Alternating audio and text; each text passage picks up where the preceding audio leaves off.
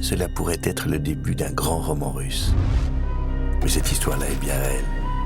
C'est une invitation au voyage, une traversée, des pages blanches de neige sur lesquelles l'inspiration des frères Cartier va se déployer.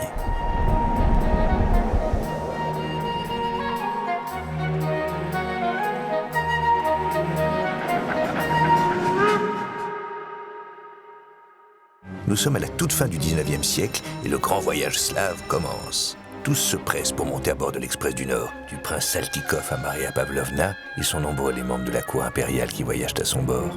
Destination Paris et ses foires internationales, ses grandes expositions universelles, et surtout Paris et le raffinement de la maison Cartier. La Russie s'engouffre dans la capitale et Cartier lui ouvre ses portes. Pierre Cartier entreprend son propre voyage. En 1907, la Russie l'honore d'un brevet de fournisseur officiel. On y est. Un siècle plus tard, le cœur glacé de la Russie bat toujours au sein de la maison. Un saphir coussin de 197 carats ayant appartenu à la tsarine Maria Fyodorovna. Monté en bracelet en 2015 par Cartier, il est alors baptisé le bracelet Romanov. Colossal. La virtuosité de Pierre Cartier épouse l'opulence russe. À la fin du 19e siècle, il se saisit du platine qu'il transforme en dentelle. Cartier vient d'inventer le style guirlande. Les couronnes, les diadèmes, les ormets légers et épurés font tourner les têtes. Approchez, c'est par ici, la Russie de Cartier.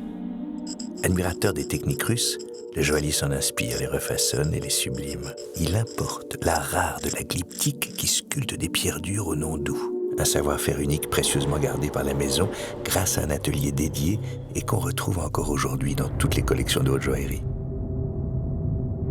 1909. Les ballets russes emportent pour la première fois la capitale. Des corps à corps enflammés, Paris électrisé. Un nouvel éventail de couleurs se dessine. L'inspiration de Cartier s'envole. Des parures plus délicates que des plumes. Le bleu et le vert s'enlacent et le décor pan se déploie. Une association de couleurs originales qui devient la signature du style de la maison.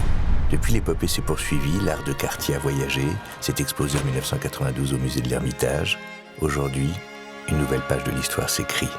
Elle emmène Cartier au cœur de Moscou et pousse les portes d'une nouvelle boutique de la maison. Le roman russe de Cartier n'est pas près de s'achever.